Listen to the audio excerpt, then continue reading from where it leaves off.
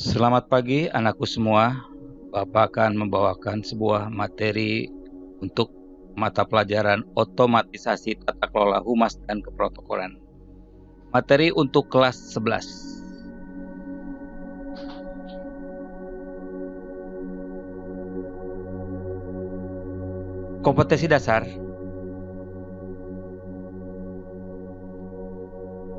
(3.1) Memahami ruang lingkup kehumasan. 4.1 Melakukan pengelompokan ruang lingkup kehumasan. Hakikat dan karakteristik humas. Setiap posisi atau jabatan di perusahaan memiliki hakikat dan karakteristik yang berbeda-beda tentunya. Definisi humas. Menurut Frank Jeffkins mengatakan bahwa humas adalah segala bentuk komunikasi rencana antara suatu organisasi dengan pihak lain yang bertujuan untuk meraih tujuan-tujuan yang berkaitan dengan kesepahaman yang menguntungkan kedua belah pihak. Karakteristik humas.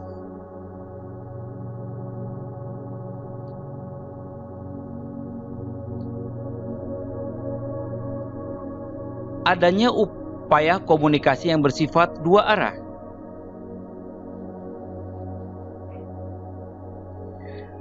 Hakikat humas adalah komunikasi. Namun, tidak semua komunikasi dikatakan humas.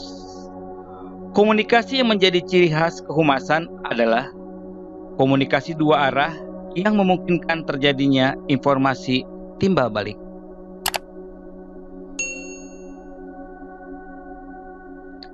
Bersifat terencana.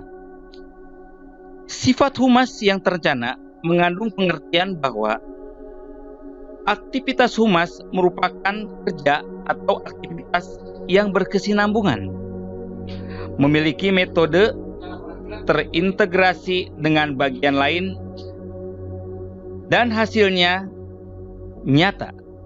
Syarat terencana dan berkesinambungan ini merupakan salah satu syarat yang dinilai dalam kompetensi tertinggi program humas.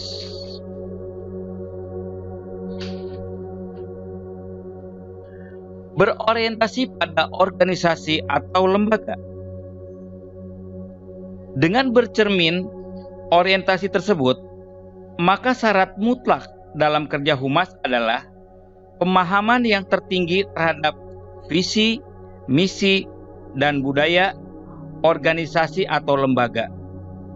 Visi, misi, dan budaya organisasi lembaga inilah yang menjadi materi utama humas, sehingga dapat mencapai tujuan humas dan mendukung tujuan manajemen lainnya, termasuk tujuan marketing.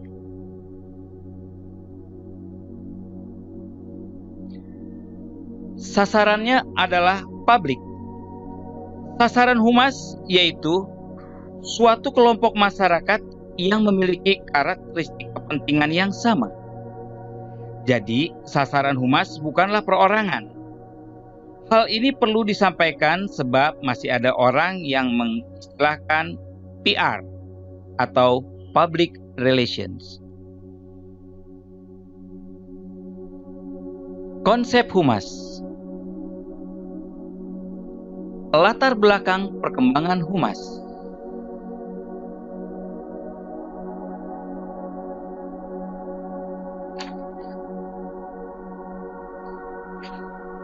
Konsep tradisional suatu bisnis.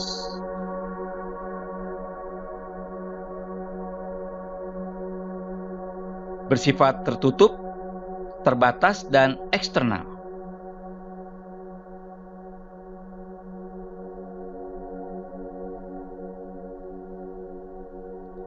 Konsep modern suatu bisnis.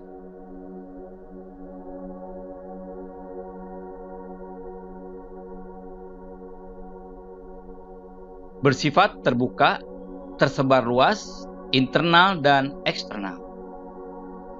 Konsep humas yang pertama. konsep tradisional tertutup.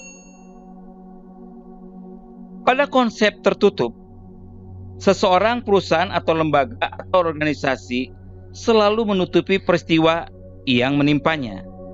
Jika peristiwa tersebut dianggap sebagai peristiwa yang buruk atau yang bersifat negatif.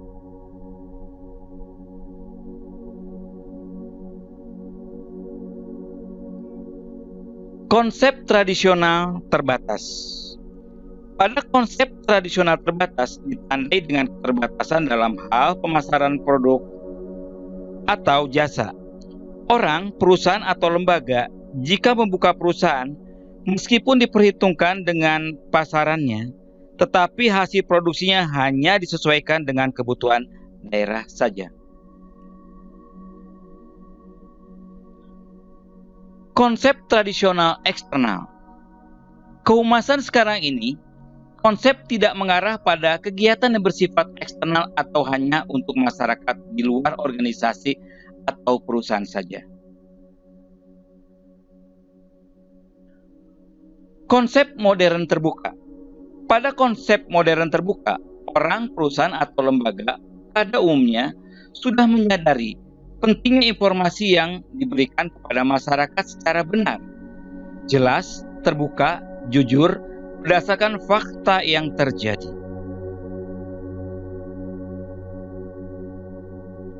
Konsep modern tersebar luas. Pada konsep modern tersebut, orang, perusahaan, atau lembaga saat membuka perusahaan berusaha agar barang-barang yang diproduksi dapat dipasarkan di daerahnya sendiri dan keluar daerah. Jadi, perusahaan memperhitungkan bagaimana agar barang dan jasa sebagai sumber usaha tersebut dapat tersebar luas sehingga masyarakat yang awalnya tidak mengenal menjadi mengenal. Konsep modern internal dan eksternal. Pada konsep modern internal dan eksternal, aplikasi kehumasan diarahkan pada dua sasaran, yaitu publik internal dan eksternal. Oleh karena itu, jika ada perusahaan yang berkaitan dengan bawahan, di mana semua ini menyangkut masalah publik internal, maka tugas humas adalah harus dapat mempertemukan kedua keinginan motivasi kebutuhan dari setiap kelompok, di mana kedua macam publik tersebut tertentu saja mempunyai keinginan satu sama lain, belum tentu sama. Tujuan humas. Yang pertama, terpeliharanya dan terbentuknya saling pengertian. Yang kedua, menjaga dan membentuk saling percaya, atau disebut juga aspek afektif. Yang ketiga, memelihara dan menciptakan kerjasama atau aspek psikomotoris.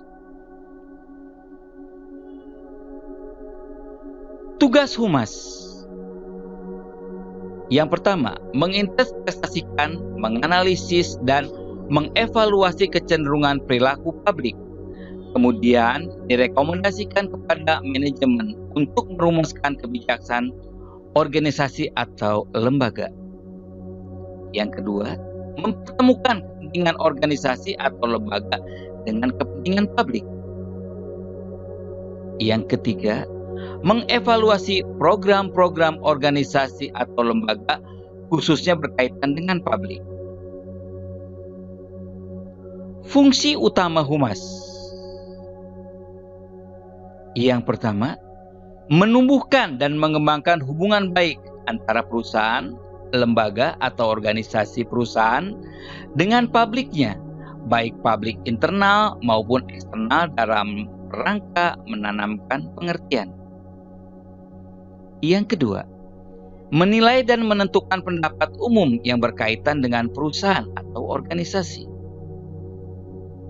Yang ketiga, memberi saran kepada pemimpin tentang cara-cara mengendalikan pendapat umum sebagaimana mestinya. Keempat, menumbuhkan motivasi dan partisipasi publik dalam rangka menciptakan iklim pendapat publik yang menguntungkan perusahaan, organisasi, atau lembaga. Kelima, menggunakan komunikasi untuk mempengaruhi umum. Peran humas. Yang pertama, expressible communication. Petugas humas dianggap sebagai orang yang ahli. Dia menasihati pimpinan, perusahaan atau organisasi. Hubungan mereka diibaratkan seperti hubungan dokter dan pasien. Yang kedua, problem solving process facilitator. Humas berperan sebagai fasilitator dalam proses pemecahan masalah. Dalam peran ini, petugas humas melibatkan diri atau dilibatkan dalam setiap manajemen. Dia menjadi anggota tim, bahkan bila memungkinkan menjadi leader dalam penanganan krisis manajemen. Yang ketiga, communication facilitator. Peran petugas humas sebagai fasilitator komunikasi antara perusahaan atau organisasi dengan publik, baik dengan publik eksternal maupun internal. Istilah yang paling umum adalah sebagai jembatan komunikasi antara publik dengan perusahaan, sebagai media atau penengah bila terjadi salah pengertian atau miscommunication. Yang keempat, technician communication. Petugas humas dianggap sebagai pelaksana teknis komunikasi. Dia melayani layanan di bidang teknik. Sementara kebijakan dan keputusan teknik komunikasi mana yang akan digunakan bukan merupakan keputusan petugas humas, melainkan keputusan manajemen dan petugas humas yang melaksanakan. Demikian materi yang Bapak sampaikan untuk saat ini. Kita akan sambung di lain waktu untuk materi yang lain. Terima kasih. Assalamualaikum warahmatullahi wabarakatuh. Sehat selalu.